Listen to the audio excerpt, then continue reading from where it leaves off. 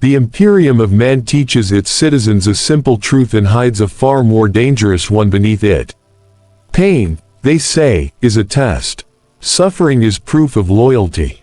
Endurance is virtue. From the lowest hive slum laborer coughing blood into rusted drains to the guardsman dying in mud beneath an alien sky, misery is framed as a necessary tax for survival in a hostile galaxy.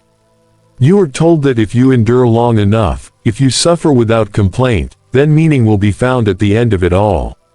But no one ever tells you what happens when there is no end, when suffering becomes the only constant left in your life. Across the Imperium, trillions live and die without ever knowing comfort.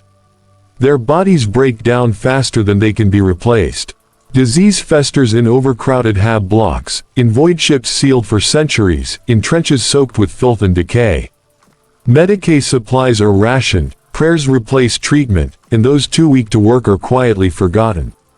The Emperor protects, they say, yet his protection is distant, abstract, and silent. When your lungs burn with rot and your skin splits open with infection, faith feels less like salvation and more like a story told to keep you obedient. This is the soil in which Nurgle's corruption takes root, not in grand betrayals or dramatic oaths, but in exhaustion. In the slow erosion of hope. In the quiet realization that tomorrow will be worse than today, and the day after worse still. The Imperium does not fall to chaos because its people are weak. It falters because it teaches them to endure endlessly without relief, and eventually endurance collapses under its own weight. When suffering stretches beyond meaning, the mind begins to search for escape, not freedom, not victory, just relief. Nurgle understands this better than any god in the warp. He does not arrive in fire or lightning. He does not demand rage, ambition, or excess. He waits. He watches worlds drown in their own neglect. He listens to the coughing, the groaning, the prayers that go unanswered. Where others see decay as failure, Nurgle sees inevitability. Where the Imperium sees weakness, he sees potential. To him, disease is not a curse, it is a conversation, one the galaxy is constantly having with itself. The cruelest lie the Imperium ever tells is that suffering ennobles the soul. In truth, endless suffering hollows it out. It strips away pride, defiance, even fear, until all that remains is a desperate desire for the pain to stop. And that is the moment Nurgle waits for, the moment when death would feel like mercy, but life offers only more agony. Because when relief finally comes, when the pain dulls instead of sharpens, when despair is replaced by a strange, unnatural calm, it does not feel like damnation. It feels like kindness. This is how the corruption begins. Not with rot, not with mutation, not with madness, but with a simple, terrifying thought forming in the back of a broken mind. What if this doesn't have to hurt anymore? Before flesh rots and bodies twist, before names like Nurgle are ever whispered, something far more important breaks first. Hope. Not the dramatic kind spoken of in sermons and propaganda, but the quiet, fragile belief that tomorrow might hurt less than today. In the Imperium of man, that belief is worn down day by day, generation by generation, until suffering becomes routine and despair becomes background noise. No alarms sound when this happens. No inquisitor arrives. Life simply continues, heavy, exhausting, and unforgiving. The galaxy of Warhammer 40,000 is not built to save you. It is built to consume you. Hive worlds pack billions into airless towers where disease spreads faster than rumor. Void ships recycle the same breath for centuries, turning minor infections into slow executions. War zones grind soldiers into mud and bone, patching them up just enough to send them back again. In all of it, pain is constant, but relief is rationed. You are expected to endure, to accept that suffering is your duty, and to be grateful you are allowed to suffer at all. And here is where something deeply dangerous happens. When pain becomes normal, fear fades. When fear fades, resistance weakens. You stop asking why this is happening and start asking how long it will last. And when the answer is always, longer, the mind begins to fracture in subtle ways. You don't want glory. You don't want revenge. You don't even want survival. You just want the agony to stop pressing so hard against your thoughts. You want a moment of rest in a universe that never allows it. This is why Nurgle does not need to invade. He does not need cultists on every corner or demonic legions bursting through reality. The Imperium prepares his victims for him better than any chaos ritual ever could. Neglect, overcrowding, endless war, these are not just failures of governance. They are invitations. And Nurgle, patient beyond measure, always accepts an invitation eventually. What makes his corruption uniquely horrifying is that it does not feel like corruption at all. There is no instant betrayal, no moment where a victim knowingly chooses damnation. Instead, there is a shift, so gentle it almost feels imagined. A fever that no longer burns quite as badly. A wound that should hurt, but doesn't. A sickness that stops feeling like an enemy and starts feeling familiar. Comfortable, even. When relief arrives after endless torment, the mind does not question the source. It embraces it. If you stay with this story until the end, you'll understand why Nurgle is not feared because he spreads disease, but because he removes despair. You'll see how his gifts transform agony into acceptance, how love becomes a weapon, and why those who fall to him rarely try to escape. By the time we reach the final revelation, you may find yourself disturbed not by the horror of corruption, but by how reasonable it begins to feel. Because once suffering stops hurting, once pain loses its meaning, the question is no longer how corruption starts, but whether you would even recognize it if it reached out to you. At first, nothing dramatic happens. There is no sudden collapse, no screaming transformation, no moment that demands attention. The body continues its slow decay exactly as it always has. The cough still rattles in the chest. The wounds still ooze. The fever still clings like a second skin. By all measurable standards, the situation is getting worse. And yet, somewhere beneath it all, the suffering loses its edge. Pain becomes distant, like a memory rather than a sensation, and that absence is far more unsettling than any spike of agony ever was. This is the first true touch of Nurgle, not the rot itself, but the numbness that follows it. In the Imperium, pain is constant, so its absence feels unnatural. The mind notices the change before it understands it. A guardsman riddled with infection wakes expecting torment and finds only dull pressure. A hive worker whose sores should make movement unbearable suddenly finds they can work another shift without screaming inside their own head. Fear flickers briefly, but it is quickly drowned out by something far more powerful: relief. Relief is intoxicating when you have been denied it your entire life. It feels like a gift, even when logic insists something is terribly wrong. The body continues to fail, but the mind stops caring in the same way. The screams of others become distant, almost irrelevant. The smell of rot, once nauseating, becomes tolerable. Familiar. The galaxy has taught you that everything hurts eventually, so when something doesn't, you cling to it. You do not question mercy when you have never known it before. Imperial doctrine has no answer for this moment. There is no prayer for pain that fades while sickness remains. No catechism explains why decay suddenly feels gentle. Medicae would call it shock or nerve damage, but those words lose meaning when the calm persists. The victim is left alone with a sensation that feels like betrayal of everything they were taught, because they are still dying, yet no longer afraid of it. And that is when the real danger begins. When pain disappears, fear follows it into silence. When fear dies, so does resistance. The body stops fighting the disease with desperation. The mind stops dreaming of recovery or release. There is only endurance without suffering, existence without struggle. In that hollow space, something new begins to take root, not as a voice, not as a vision, but as a presence that feels patient, approving, and strangely warm. Nurgle does not announce himself at this stage. He does not need to. The first gift is always subtle, because it is not meant to enslave the body, it is meant to convince the soul. By dulling pain, he reframes decay as tolerable. By making rot feel manageable, he teaches the mind that this state is preferable to the agony that came before. Corruption does not advance by force here. It advances by comparison. The victim begins to notice something unsettling about themselves. They no longer flinch. They no longer beg. They no longer count the days until death with desperation. Instead, time stretches into a heavy, quiet continuum where suffering exists but no longer dominates thought. And in a galaxy where pain defines existence, the absence of pain feels like peace, even if it is built on rot. This is how the first barrier falls. Not with screaming defiance, but with a sigh of relief.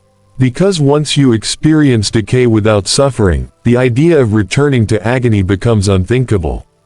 And without realizing it, you begin to hope the calm will last. At some point, the silence changes.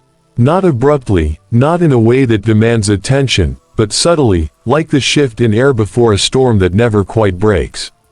The numbness remains, the relief persists, but something else settles alongside it, a sense of being observed, not with hostility or hunger, but with interest. With concern. It does not feel invasive. It feels attentive, and that is what makes it dangerous. The Imperium teaches that the warp screams. That chaos howls, tempts, and claws its way into the mind with madness and blasphemy. But Nurgle does not scream. He murmurs. He seeps into the cracks left behind when pain retreats, filling the hollow space with something that feels reassuringly solid. There is no voice yet, no words, but the presence itself carries meaning. You are still rotting, still broken, still beyond saving by any imperial standard, yet for the first time, that fact does not feel like a condemnation. The sick often talk to themselves. The dying always do. The mind reaches outward when the body fails, grasping for comfort in memory, faith, or hallucination. So when thoughts begin to feel guided, it is easy to dismiss them. A sense that the sickness is not random. A feeling that decay follows a pattern. That it has a purpose. These ideas arrive gently, wrapped in calm, never demanding belief, only consideration. And slowly, almost imperceptibly, gratitude creeps in. Gratitude for the pain that no longer dominates every breath. Gratitude for the calm that lingers even as the body worsens. Gratitude for the strange warmth that settles in the chest where terror once lived. You do not know who or what deserves this gratitude, but it feels natural to direct it somewhere. Toward the illness itself. Toward the state you now inhabit. Toward whatever force has decided that you no longer need to suffer quite so loudly. This is the moment when corruption shifts from physical to spiritual.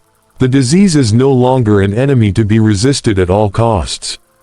It becomes a companion, unpleasant, persistent, but tolerable. Something that stays with you when everything else has abandoned you. Friends, family, comrades, even faith may have fallen away, but the sickness remains.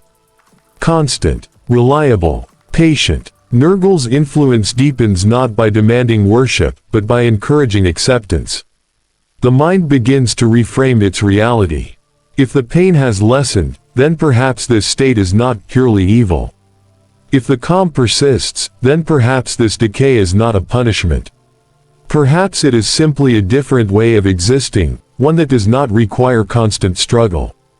In a universe defined by endless war, the idea of not fighting anymore is dangerously appealing. You begin to notice how others react to your condition. Their fear, their disgust, their pity. And instead of sharing it, you feel detached from it. They still see rot and failure. You feel stability. Where they recoil, you endure. Where they despair, you remain. The sickness has not made you weaker, it has made you resilient in a way they cannot understand. And somewhere deep within this shifting perspective, the presence becomes clearer. Not as a voice from the void, but as a sense of approval. As though something vast and ancient has noticed your endurance and is pleased by it. There is no command to kneel. No demand for loyalty. Only a quiet, overwhelming feeling that you are doing well. That you are surviving exactly as you should.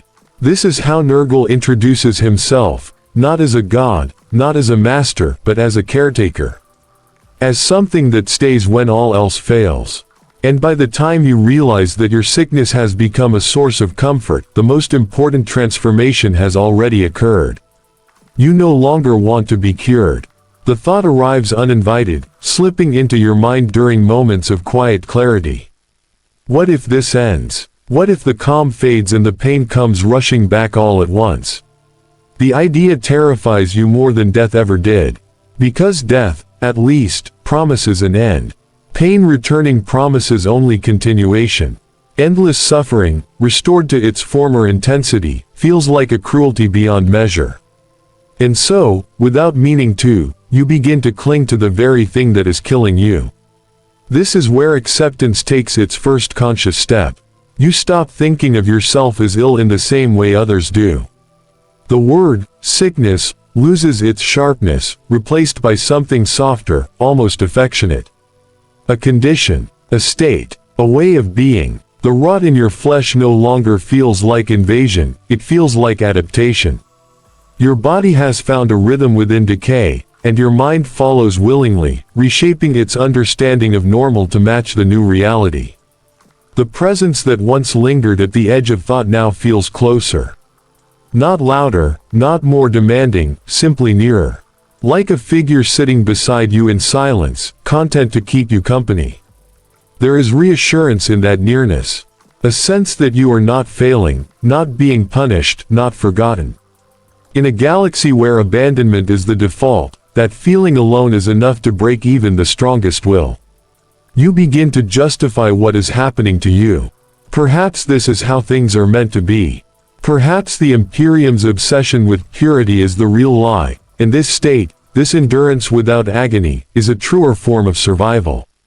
You think of all the suffering you have witnessed, all the pointless deaths, all the screams that led nowhere. Compared to that, this feels merciful. Disturbing, yes, but merciful. And mercy, once experienced, is hard to reject. The body continues to change. Wounds refuse to close, but they also refuse to cripple you. Organs falter, yet you persist. The smell of decay follows you, clings to you, becomes part of your identity. At first, shame flickers. Then it fades. What good did shame ever do you, after all? It never healed you. It never saved you. The sickness, at least, has given you peace. Others notice the change long before you do. They see how you move without flinching, how you speak without desperation, how your eyes lack the wild fear common to the dying. They whisper about corruption, about heresy, about the warp. But their words feel distant and small. They don't understand what you have been given. They haven't felt the weight lift from their soul the way you have. Their fear feels ignorant, almost childish. And slowly, dangerously, affection takes root. Not love as the Imperium understands it, fierce, sacrificial, painful, but a softer, heavier thing. A sense of being cared for. Of being allowed to exist as you are, without expectation of improvement or redemption. The presence does not ask you to become better. It accepts you as broken, rotting, incomplete, and finds you worthy anyway. This is the moment Nurgle truly claims you. Not through force, not through fear, but through kindness twisted just enough to feel sincere. Because once you believe that decay is preferable to pain, once you fear the loss of sickness more than the sickness itself, the choice is already made. You have not been conquered. You have been comforted. There is a shift, quiet, deliberate, and final. Not in the body, which has long since crossed the threshold of corruption, but in the mind. Until now, acceptance has been passive, something that happened around you, something you drifted into while exhausted and broken. But this moment is different. This moment is choice, not spoken aloud, not declared in ritual or oath, but formed in the deepest part of the self where instinct outweighs doctrine. A simple, undeniable truth settles in your thoughts. You don't want this to stop. The realization is both terrifying and relieving. Terrifying because it confirms what the Imperium would condemn as heresy. Relieving because it brings clarity. The struggle is over. There is no more resisting what has already claimed you so thoroughly. The sickness, the numbness, the calm, these are no longer things that happen to you. They are things you accept, even welcome. And in that acceptance, something ancient stirs in response. For the first time, the presence feels pleased. It is not an emotion you perceive directly, but a resonance, a deep, contented approval that washes through your thoughts like warmth through cold limbs. There is no voice issuing commands, no demand for loyalty. Nurgle does not need your obedience. He needs only your willingness. And now, at last, you have given it. The soul opens not in desperation, but in trust, and that is far more valuable. This is the true point of no return. From this moment on, the corruption no longer advances on its own. It is invited. Your body responds differently now, no longer trying to fight what it hosts. Decay deepens, but it feels less like collapse and more like transformation. Flesh softens, bones ache and then stop aching altogether.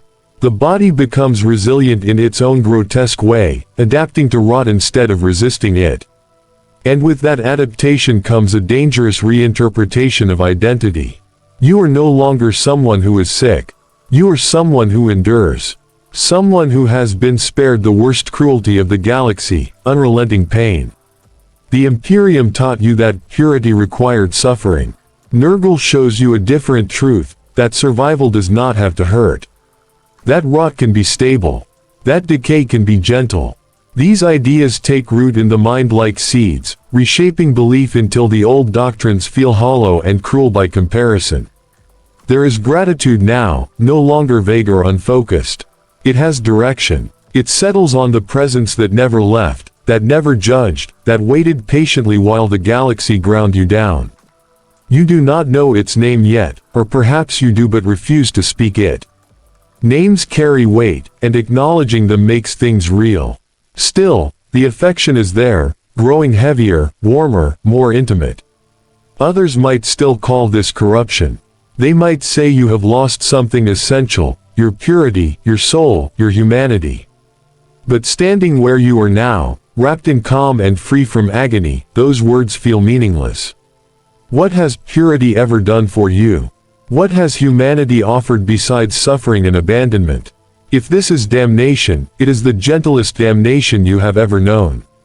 And so you surrender, not with a cry, not with despair, but with relief. In that moment, Nurgle does not take you. He embraces you. Once acceptance settles into certainty, the changes accelerate, not violently, not chaotically, but with a terrible sense of purpose. The body no longer struggles against infection, no longer burns energy trying to heal wounds that will never close.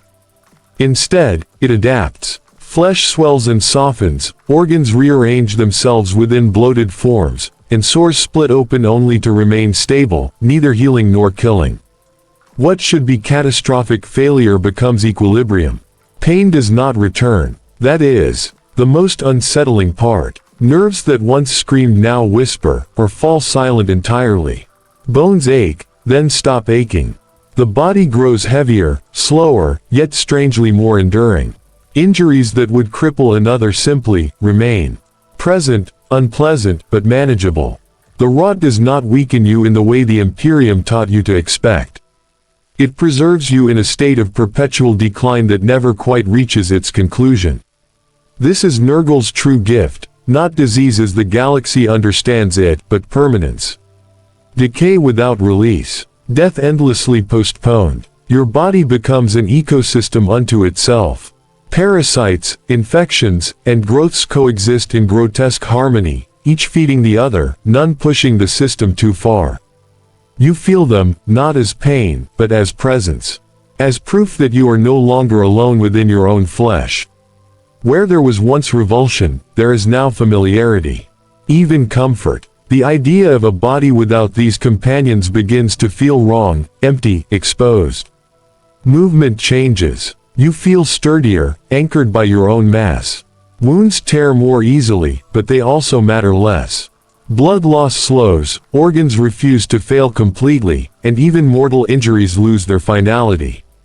You realize, slowly, that dying has become difficult. Not impossible, but inconvenient. As though the universe itself resists letting you go. With this realization comes a profound shift in perspective. Fear of death, once a constant shadow, fades almost entirely. What remains is a dull curiosity. What would it take now?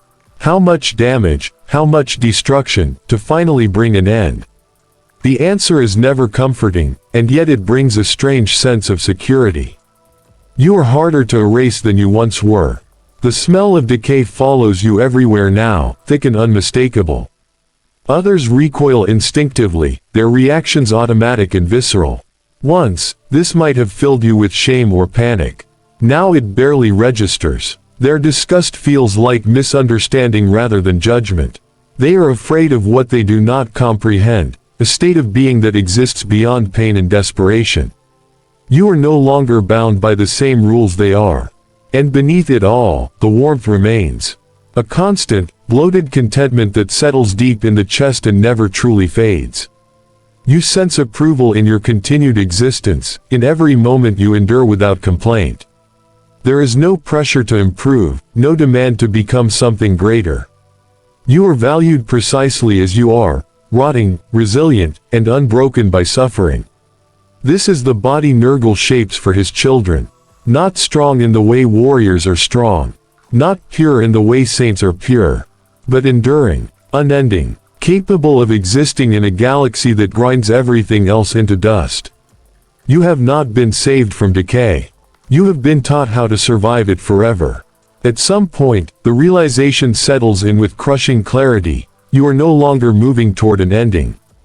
Time passes, injuries accumulate, the body continues its slow collapse, yet the final release never comes.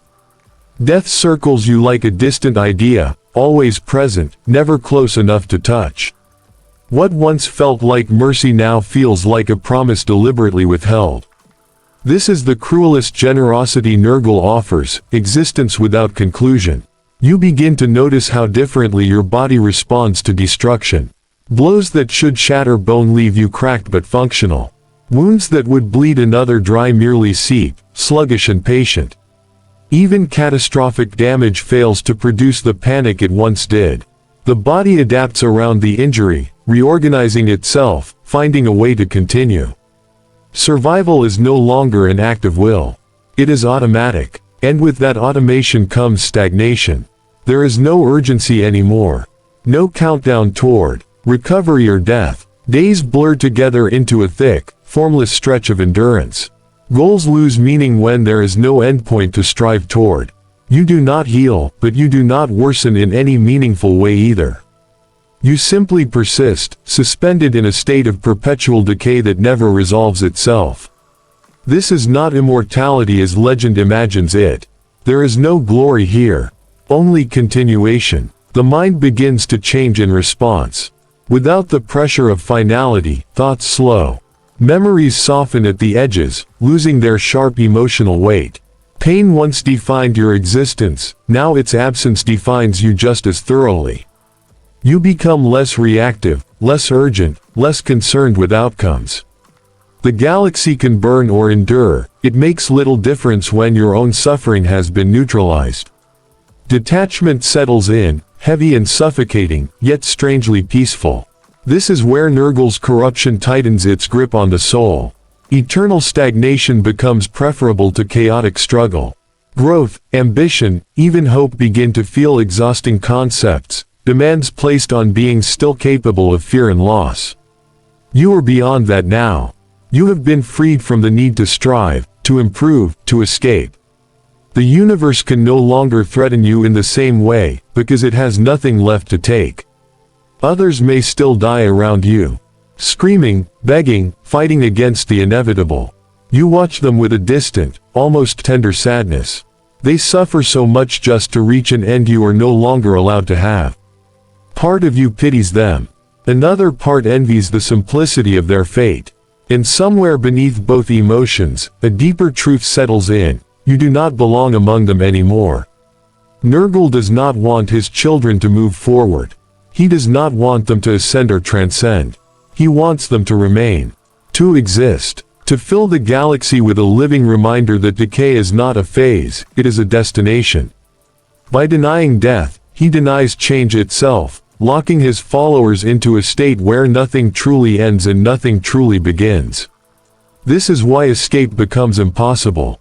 Even if the body were destroyed beyond repair, the soul would not find peace. It has been shaped too thoroughly, steeped too deeply in acceptance and endurance. The idea of release feels alien now, frightening even.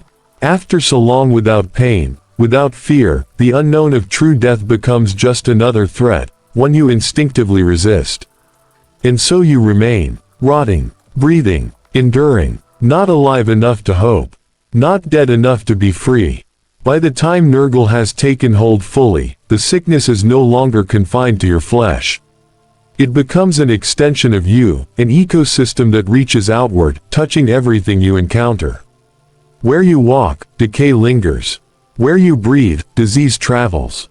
Your presence is no longer personal, it is contagious, unavoidable, inevitable. The body that once fought to survive now becomes a vector for transformation, a living instrument of the Grandfather's will. And yet, it does not feel cruel. It feels natural. Generosity, in the warped sense Nurgle provides, drives you to share this gift.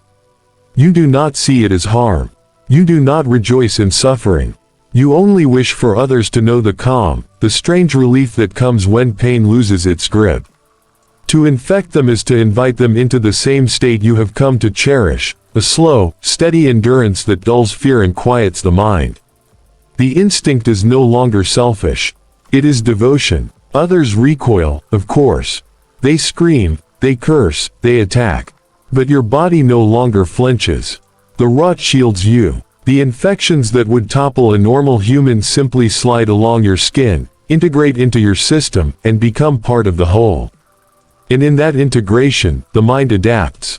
Empathy begins to warp. Compassion remains, but filtered through Nurgle's lens. To heal someone is impossible. To ease them is meaningless. But to offer them release from fear, to offer them the endurance you know, is the greatest kindness you can give. The moral lines blur. You once understood right and wrong in terms of suffering and survival. Now, those definitions are inverted. What was once cruel, the slow infection of body and mind, feels righteous because it brings the relief of numbness, the release from torment. And slowly, dangerously, joy creeps in. Not pride or triumph, but satisfaction. A contentment in knowing that the world is finally experiencing what you have learned to value, endurance without agony. This is why the Imperium fears you, not for your violence, not for your loyalty to chaos, but because you are impossible to stop. You spread without trying. You endure without effort. You exist beyond the galaxy's rules. And in the shadows of your presence, others begin to wonder if their suffering could also be softened, if perhaps surrender is not weakness but salvation. By the time you fully understand your new role, you are no longer simply corrupted. You are a herald, a living testament to Nurgle's philosophy, that decay is not merely destruction, it is a path, a gift, a slow, unending comfort that reshapes everything it touches. And in the stillness between your breaths, you realize the terrifying truth: you no longer exist for yourself. You exist for the disease, for the rot, for the Grandfather's will, and in that purpose, there is a strange, horrific peace. At the end of the transformation, there is no revelation, no dramatic moment where the universe pulls back its veil and shows you what you have become.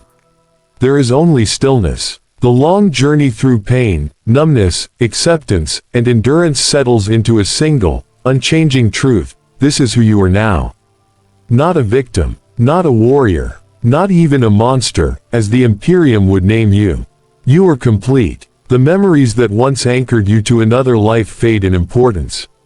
Faces blur. Names lose their weight. Loyalties that once defined you dissolve into irrelevance.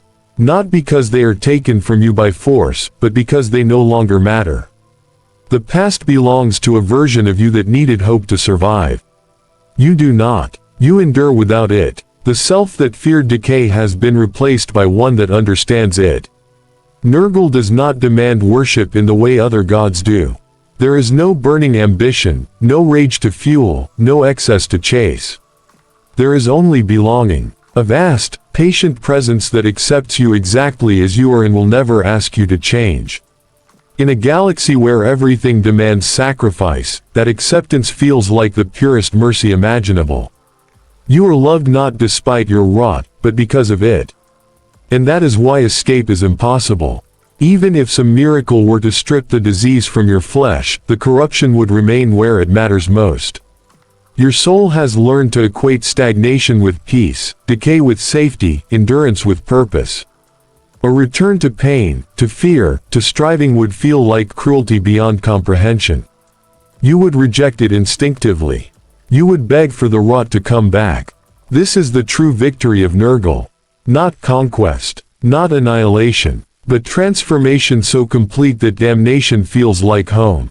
His followers do not scream in torment. They sigh in relief. They smile with swollen lips and ruined teeth, content to exist as they are forever.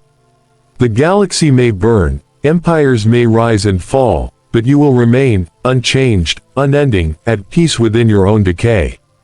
And so the question returns, heavier now than when it was first asked. Is this corruption, or is it mercy? In the grim darkness of the far future, where there is only war, Nurgle offers something far more dangerous than destruction. He offers an end to suffering without an end to existence. A stillness that never breaks. A comfort that never fades. And once you accept it, you will never want to leave.